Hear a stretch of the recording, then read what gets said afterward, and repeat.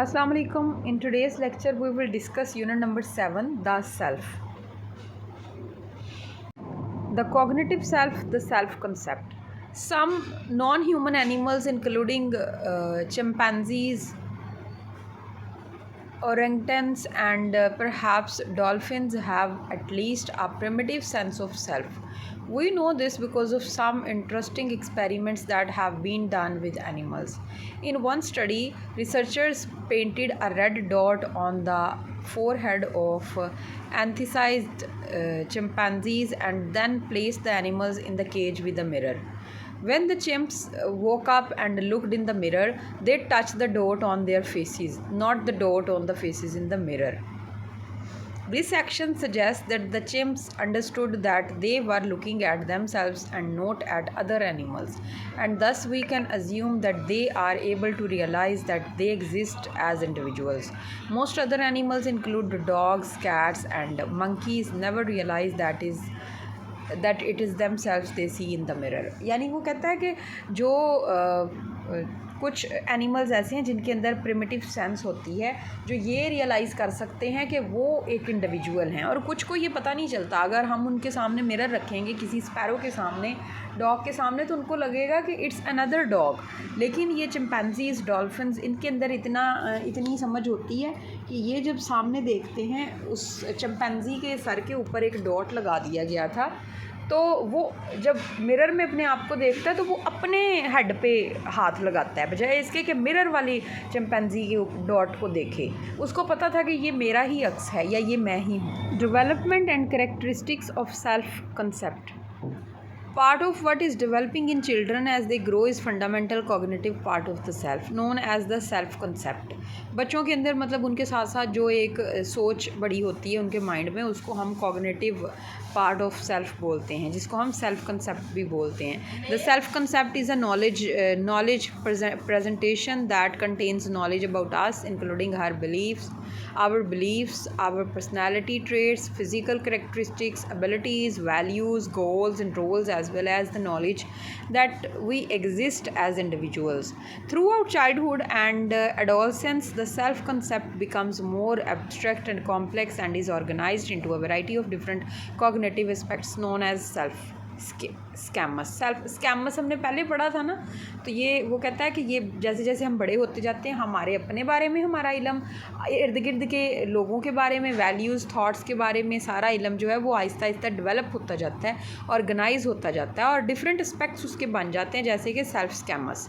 Children have self schemas about their progress in school, their appearance, their skills at sports and other activities, and many other aspects, and these self schemas direct and inform their possessing of self relevant information. यानी उनसे मुतल्लिक सारी information उनके mind में store होती जाती, जो activities वो करते हैं उन सारी चीज़ों के मुतल्लिक. Self complexity provides a buffer against negative emotions. The self concept is a rich and complex social presentation. जो सेल्फ कंसेप्ट है ये एक कॉम्प्लेक्स सोशल रिप्रेजेंटेशन है. In addition to our thoughts about who we are right now, the self concept includes thoughts about our past self, our experiences, accomplishments and failures, and about our future self, our hopes, plans, goals and possibilities. ये सारी चीज़ें यानी कि हमारे जो self complexity है उसके अंदर शामिल हैं.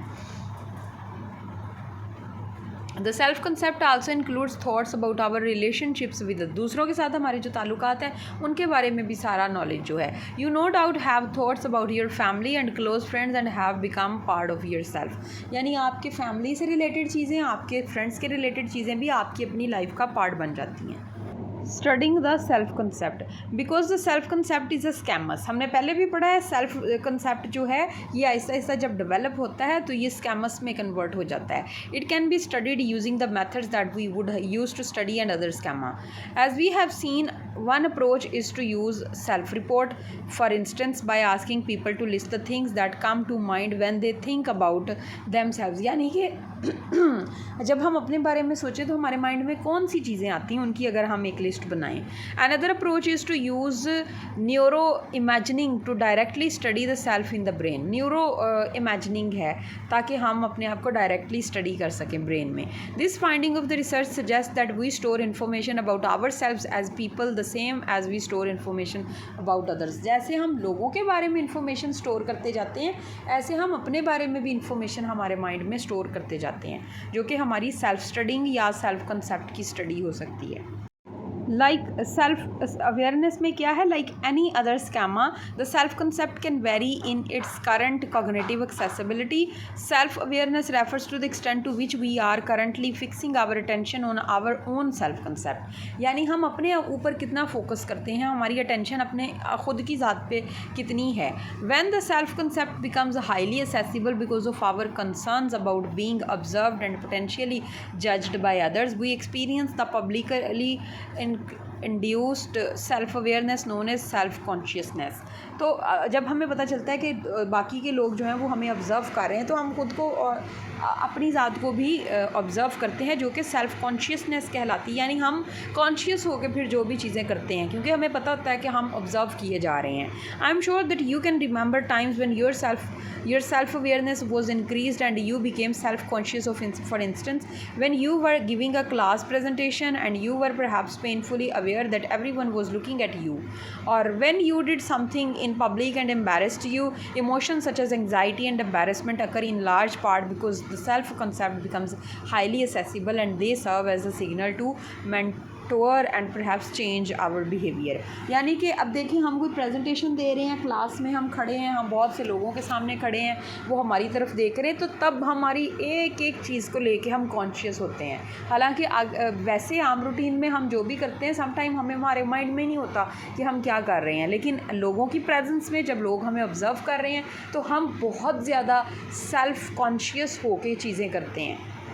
उसके बाद हमारे पास है ओवर एस्टिमेटिंग. हम या तो अपने आप को ओवर एस्टिमेट करते हैं या अंडर एस्टिमेट करते हैं. यानी या तो हम अपने आप को किसी काबिल ही नहीं समझते, या फिर ओवर एस्टिमेट यानी कि हम समझते हैं कि हमसे बढ़ के तो कोई है ही नहीं, हम तो बहुत स्मार्ट हैं. हाउ अदर्स व्यू अस. लोग हमें किस तरह से देखते हैं. although the self concept is the most important of all our scammers and हमारे जो स्कैमर्स के अंदर जो भी चीज़ें, उनमें सबसे इम्पॉर्टेंट सेल्फ कंसेप्ट है, जिसको हम सेल्फ अवेयरनेस कह रहे थे, कि हम अपने जो चीज़ें कर रहे हैं हम अपने आप से अवेयर हों. इसके बाद and although people are aware of their self and how they are seen by others. हमें पता होता है लोग हमें किस नज़र से देख रहे हैं, किस तरह से देख रहे हैं. This doesn't mean that people are always thinking about themselves. In fact people don't generally focus on their self concept and more than they focus on other things and other people in the environment. लोग खुद से ज़्यादा दूसरों पर focus कर रहे होते हैं कि वो किस तरह के हैं या उनमें कौन सी चीज़ें हैं. On the other hand self awareness is more powerful for the person experiencing it than it is for others who are looking on, and the fact that self concept is so highly accessible frequently leads people to overestimate the extent to which other people are focusing on them. Although you may be highly self-conscious about something you have done in a particular situation, that doesn't mean that others are necessarily paying all that much attention to you. हमें मतलब some time ये लग रहा होता है कि हर बंदा जो है वो हमारे ऊपर फोकस कर रहा है. जैसे सम टाइम अगर आपकी ड्रेसिंग किसी शादी में, किसी इवेंट में आपको लगता है कि वो आपको अच्छी नहीं लग रही, कोई चीज़ जो है वो मिसमैच है या वो उस तरह से सूटेबल नहीं है, तो आपको लगता है कि हर बंदा जो है वो आपकी उसी चीज़ को देख रहा है. लेकिन इसका मतलब ये नहीं है कि हर बंदा आपको टेंशन दे रहा होता है. हर बंदा जो है वो अपनी ज़ात में मगन होता है, लोगों को टेंशन देते हैं, लेकिन जिस तरह हम ज़्यादा कॉन्शियस हो जाते हैं, तो इसलिए हमें लगता है कि हर बंदा जो है वो हमें ही अटेंशन दे रहा है. द फीलिंग सेल्फ या self esteem. Although the self is partly determined by our thoughts about ourselves, we are also the product of our emotion. I am certain that Matt Harding dances at least in part because he likes dancing and because dancing makes him feel good. In fact, we all want to feel positively about ourselves and we work hard to be able to do so. मतलब ये है feeling self, अपने आप को feel करना, अपनी खुशी के लिए कुछ करना. यानी कि अगर कोई बंदा डांस करता है या कोई चीज़ करता है, तो वो ज़रूरी नहीं है कि वो दूसरों के लिए कर रहा है, वो अपने आप को खुश करने के लिए, अपने आप में प्लेजर फील करने के लिए वो कर रहा है. Self esteem is our positive और negative attitudes towards our selves. हम अपनी तरफ जो फील करते हैं या तो वो नेगेटिव हो सकता है या पॉजिटिव हो सकता है, उसको सेल्फ स्टीम बोलते हैं। Self esteem refers to the positive और negative feelings that we have about ourselves, अपने बारे में। We experience the positive feelings of high self esteem when we believe that we are good and worthy and that others view us positively. We experience negative feelings of low esteem when we believe that we are inadequate and less worthy than others। या तो हम अपने आप को, वही बात कि हम ओवर एस्टिमेट कर रहे हैं कि वी आर सेल्फ स्टीम में कि हम बेहतरीन हैं, हमसे अच्छा कोई भी नहीं है यहाँ पे, और या फिर हम अपने आप को नेगेटिवली सेल्फ स्टीम होते हैं कि हम जो हैं वो बहुत मिसमैच हैं, अनसूटेबल हैं, हम बिल्कुल भी अच्छे नहीं लग रहे। तो ये दो चीज़ें हैं। उसके बाद हमारे पास self monitoring and self presentation है। Although the desire to present the self favourably in a natural part of natural part of everyday life, both person and situation factors influence the extent to which we do it. For one, we are more likely to self-present in some situation than in others. When we are applying for a job, for meeting with others whom we need to impress, we naturally become more attuned to the social aspect of the self and our self presentation increases। यानी कि वो कहते हैं जिस सूरत, जब हमें पता होता है कि हमने किसी को इम्प्रेस करना है तो हम अपनी सेल्फ़ प्रेजेंटेशन को ऑटोमेटिकली जो है वो ट्यून्ड कर लेते हैं, हम उसको इफ़ेक्टिव बना लेते हैं। हालांकि हम अपनी फैमिली के साथ, अपने बहन भाइयों के साथ जब घर में बैठे होते हैं तो हम बिल्कुल ही रिलैक्स और इस तरह से होते हैं कि शायद हमारे जो कोलीग्स या जिन लोगों के साथ हम और तरह से चलते हैं बाहर कहीं जॉब पे या किसी और जगह, वो देखें तो हैरान हो जाएं। लेकिन ये ऑटोमेटिकली होता है कि यहाँ पे हम कंफर्टेबल होते हैं, हम अपने आप को प्रेजेंट नहीं कर रहे होते। लेकिन जैसे ही हम किसी को इंटरव्यू दे रहे हैं या किसी के साथ किसी को इम्प्रेस करना चाह रहे हैं तो हमारा जो रवैया है, हमारी प्रेजेंटेशन का जो स्टाइल है वो बेहतर हो जाता है।